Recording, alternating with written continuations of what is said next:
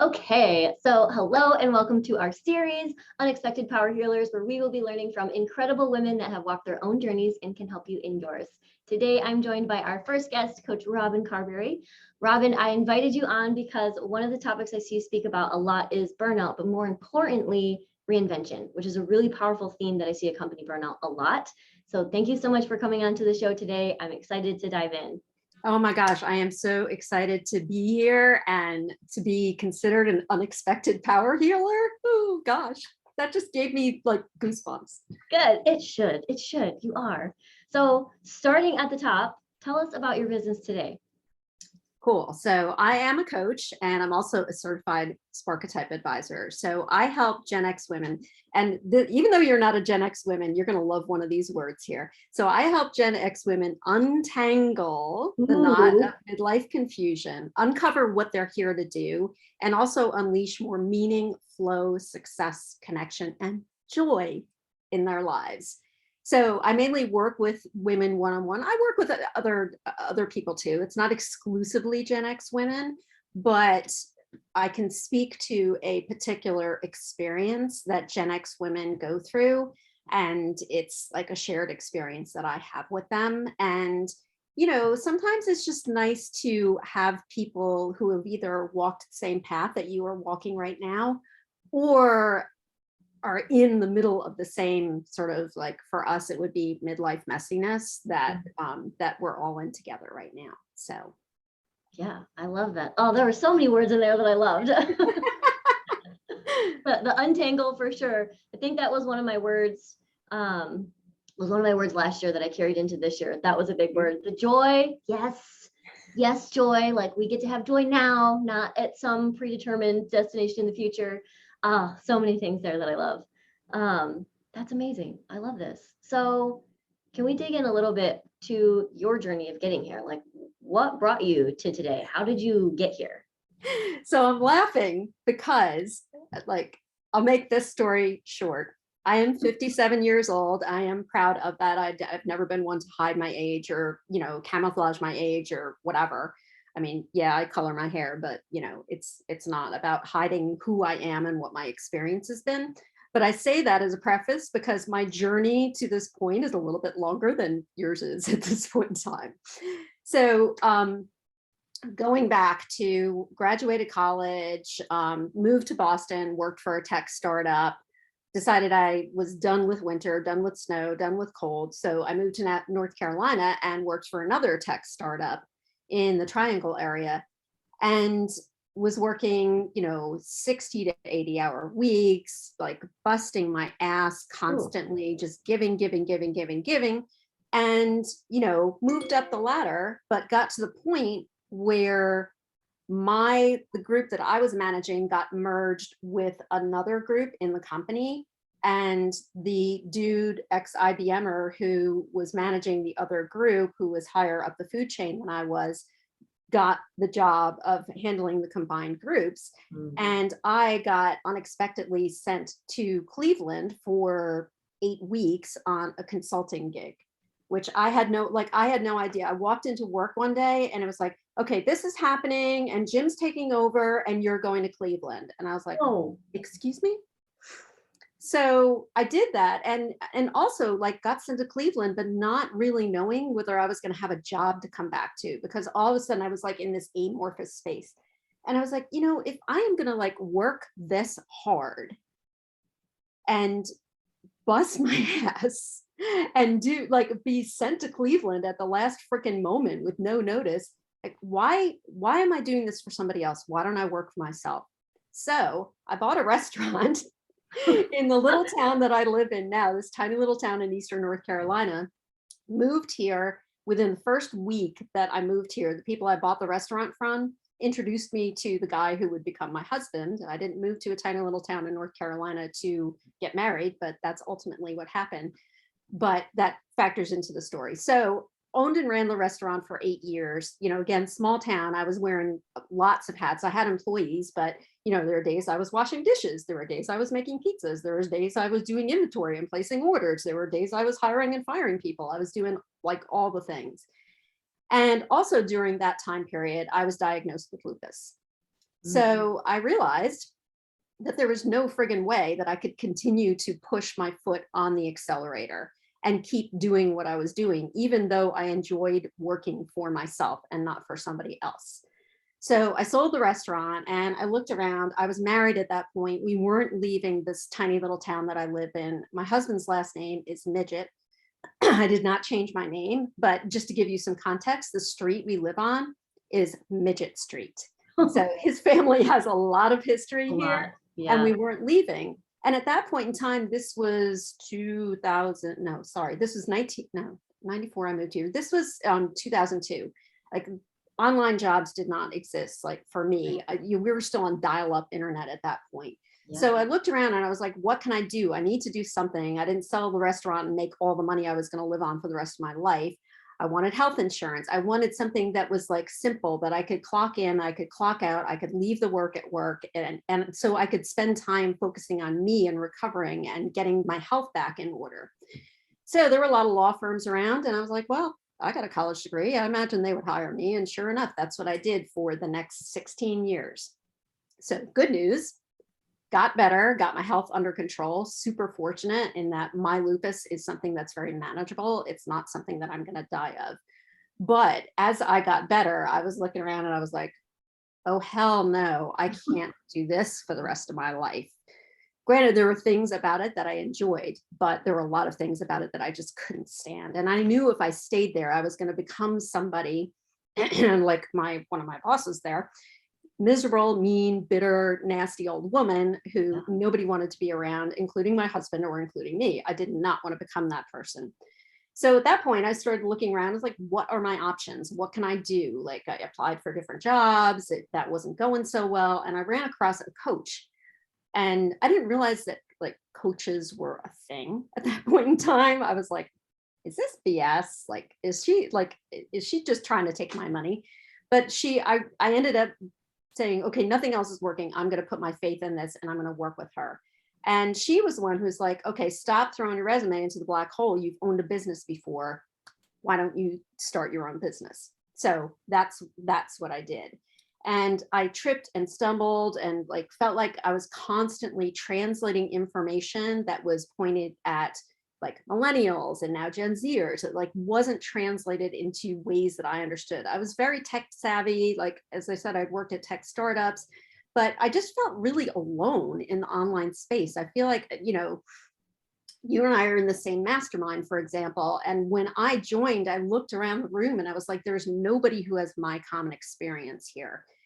And so that really motivated me to focus my coaching on women who are looking for something different, who are like, I can't do this for the rest of my life. It's killing me. It's burning me out. I'm miserable. I don't want to count the days until retirement. Like you said earlier on, like, oh, so someday I might have a good life. I don't want to count the minutes till the weekend. I don't want to count the minutes till my next vacation. I want to like live my life fully every day. Not that every day is going to be perfect, but like, I want to feel like I have meaning in my life, that like I'm doing something that matters. And to me, the something that matters was like helping other women realize that you're not too old. You can do something different. You can make a change. You're not locked in the box of whatever your job title happens to be. Like, a lot of shit. A lot of people. All those things can translate into something different if you have like the information from inside about what really lights you up and gives you meaning. So I told you that was going to be a long story. Okay, that's okay. Now I'm at the end of it. Oh my gosh, that's so juicy. Your first turn when you were like, had to be sent to Cleveland. I was like, oh, here's the first round of reinvention, and then there was another round, and like I'm like, oh, it just keeps getting better. It's like you keep getting down to the layers of you. And I think that's what is so beautiful about the process. And I'm sure is part of what you are helping other people do now. Like, where are the layers of you now? How do we get down to that? Right. And so many people, like, I love the way you said that, Ash, because so many people, and this isn't an age specific thing, are really not in touch with the layers of them that are inside. It's, once we become adults, we start adulting, we start to take on terms and language and titles that define us Yeah. and make those the definition of us, as opposed to understanding what underneath in the layers the definition of us truly is. So we get out of touch of what we really want, what excites us, what lights us up, what gives us energy instead of taking energy away. What do we really want? There's so many people who are walking around like that. I can't do something different because I don't even know what I want. Yeah, that's a big one. Or it's It like, is. you'll take a step forward towards something that you think you want, and then you get it, and like nothing's the same. You still feel the same inside because it ultimately wasn't what you truly wanted, but you don't really know how to figure that out either. Right. And that's true. And that's so important, Ash, because because like taking those steps does help you figure out what you want. So standing still doesn't help you figure out what you want. Moving forward and trying things, but not just like blindly doing that necessarily, not like, getting into a state of burnout and saying, oh my gosh, I can't do this another minute. So I got to hit the blow up button and completely change. But then you end up in a situation where you don't understand why you got there, and you recreate the same situation again. Because just change for the sake of change doesn't fix anything. Yeah. You uncover the pattern of like, why is this a pattern to begin with? Ooh, so powerful. Can I ask you about Sparketypes? What pulled you into that? So I was already in this space of working with people this way to help them figure out what their next step was. And it was a client actually who introduced me to that. She just mentioned that she was going through the Sparketype training. And I was like, Sparketypes, what's that? I've never heard of that before. And she's like, well, there's this assessment. And of course, immediately I'm like, oh, an assessment? Like the Enneagram? Like, the MBTI. There's so many other types of things out there that can be really good tools for learning more about yourself, as long as you don't like hang everything, take that as another label that's going to define you specifically.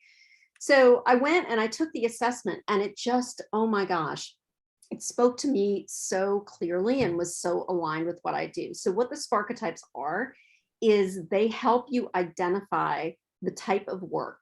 And I'll step back a second. So work, when it comes to Sparketypes, is anything that takes energy and effort. It's not strictly what you get paid to do. It's anything that takes energy and effort. So that includes hobbies. That includes like courses of study. That includes relationships. That includes like anything in your life that takes energy and effort. So the Sparketypes help you identify work, anything that takes energy and effort, that fulfills you, that gives you meaning, that like puts you in a state of flow. So, there are times, I'm sure, where you've like sat down to do something and you're like, oh, this is great, this is amazing. And you look at the clock and you expected 10 minutes went by, and really it was 2 hours. You're like, God, no wonder I'm hungry, or no wonder I have to pee. It's been 2 hours, right? So the Sparketypes help you identify that in yourself, as well as the type of work that drains you of energy. So when you take the assessment, you get your primary Sparketype, which is the main driver for work that fulfills you. You get your shadow Sparketype, and shadow in this context is not a bad thing. It's a good thing. In a lot of assessments, shadows are bad things. Right. In this assessment, your shadow Sparketype is also work that you enjoy and that fulfills you, but in the healthiest expression of it, it's done in support of your primary Sparketype. And then you get your anti-Sparketype, which is the type of work that drains you. So the way this can help you is that when you understand, like from a deeper place, the type of work that gives you energy and the type of work that drains you, you can separate yourself from titles. You can separate yourself from industries. You can really look at the type of work that gives you energy and identify opportunities for that in different places. Oh my gosh, that is way cooler than what I thought it was. I mean, the whole idea of Sparketypes as it was, I was like, this is going to be amazing. And I only did like a brief understanding of like, okay, what is this exactly? The assessment too. I was like, there's an assessment, there's what? I'm all about the assessments too. Tell me what I am. Tell me about myself. But holy cow, understanding the energetics of it, of what it is that lights you up, what it is that gives you meaning. And I love the reframing of work, of just anything that is the use of energy. That is how I look at a lot of things. So that was such an unplanned alignment for that to be like, oh my gosh, having a nerd moment over here.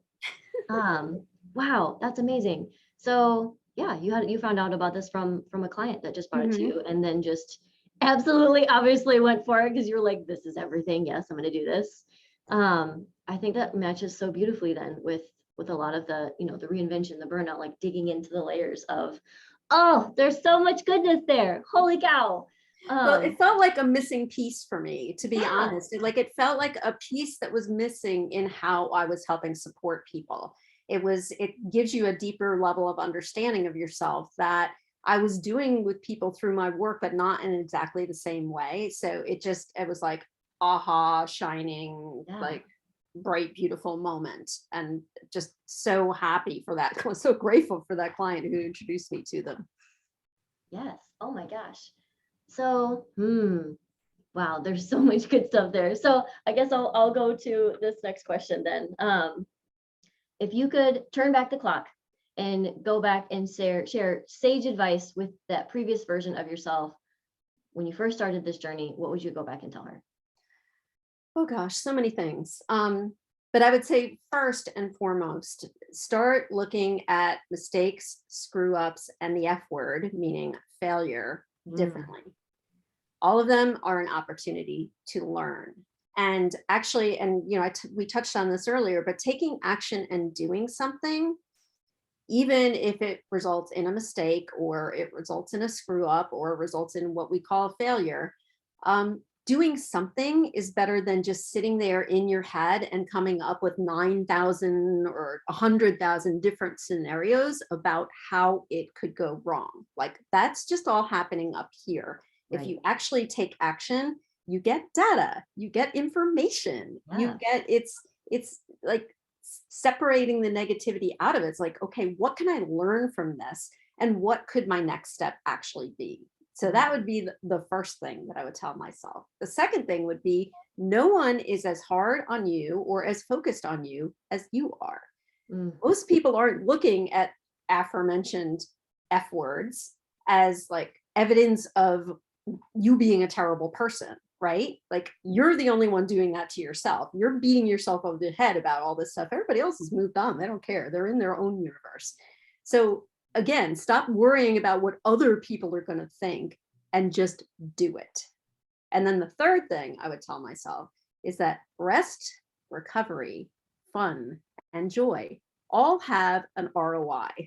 I was literally just talking to somebody about this yesterday because it was like, well, I know I need to rest, but I need to do all these things that are going to make me money in my business. And I was like, okay, can you stop right now? Because if you decide to do this thing, like, no, I got to create this lead magnet.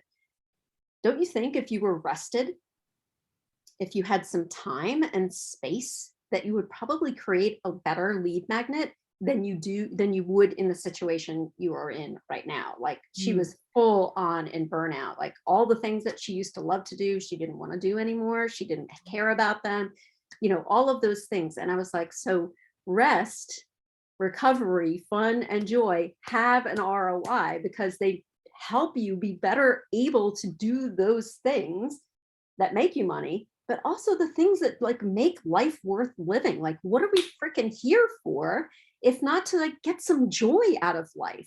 Like that's important. Yeah. That there is a return on investment on that. So, okay, sorry, I got a little. No, that's, I mean, you're right. Cause like that is the human experience of like being able to experience, serendipity and joy and a feeling of presence. Like you're not going to get that racing to your next thing or stressing about as you scroll. Or I don't think I've ever had like that. When I think about like my greatest moments or even like really good ideas, when they come to me, they never come to me when I'm freaking out. Like it's always like I have an open afternoon and nothing to do, and I'm just kind of hanging out and not rushing it. Like, and that's pretty true of most people that I've talked to. Like their greatest ideas, their best moments are in the unplanned. It's in the white space where they just kind of left it and let it be. So, Right. wow, that's really powerful. So those are all the things I would tell myself. Yeah. Yeah, man, I think we can all just rewind and tell ourselves that we would be in much different places, but we are here because of those lessons that we learned the hard way.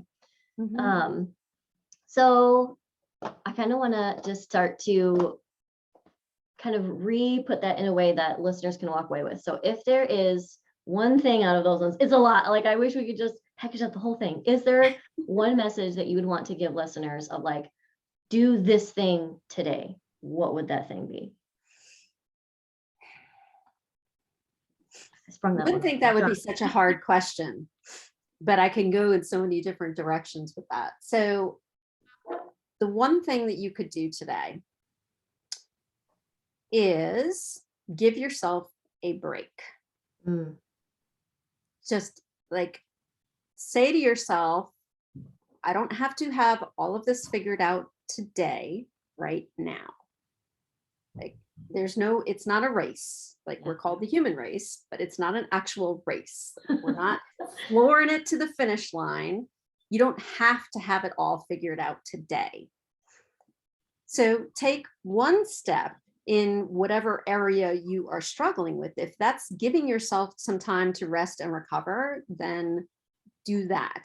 If you're trying to figure out what the next, and I'm sneaking around your one thing here. If you're trying to figure out what the next step is for you and you really don't know what that might be, then take the Sparketype assessment. It's free. And it's just about every single person that I've shared this with and talked with about it has taken away some sort of aha moment from it, either in terms of understanding why the decisions they made in the past didn't necessarily work out for them, or why there's some aspect of what they do that really does light them up and give them joy, or why something that they're really good at that they expend a lot of energy into just never really like just puts them in a state of like, I've got to go and walk away for 2 hours because that sucked everything out of me, even though I'm really good at it. It's like, okay, well, that's your anti. It's not really what you should be doing. It can give you so many levels of understanding. So that's multiple takeaways, but it really depends on where you are at this moment in time, what it is that you need to focus on. Awesome. That was an amazing answer, especially because I put you on the spot. So thank you for those. So what is coming up next for you? Like, where could everyone find you if they wanted to connect with you and keep the conversation going? So you can send me a friend request on Facebook. I still accept those for people who genuinely want to connect, not for people who immediately want to pitch me with some sort of service because I have coach attached to my description. But send me a friend request on Facebook, DM me. I'm on Instagram as well. You can DM me there. My website is robincarberry.com, which is my name, which is pretty easy. People screw up my last name all the time, though. They get confused by it. It's literally a car that you drive and a berry that you eat. I'm in all of those places. Awesome. Well, Robin, in case it wasn't obvious before or during the show, you are absolutely a power healer, and the work that you're doing with your clients in this industry is so incredible. Thank you so much again for coming on to the show. Thank you for having me. This has been so much fun. Thank you.